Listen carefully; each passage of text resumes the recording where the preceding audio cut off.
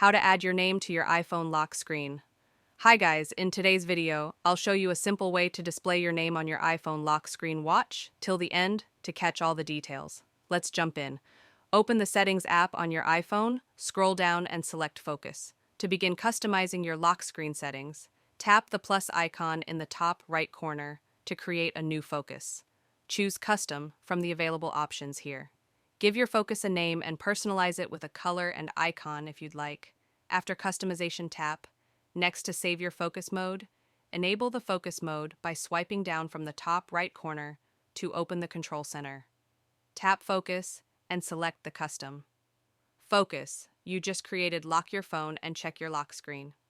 You'll now see your name or custom text displayed to return to your normal lock screen.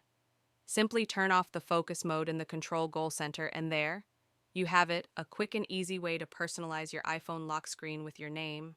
If this video was helpful, don't forget to like, subscribe, and ring the bell for more iPhone tips. Thanks for watching and see you in the next one.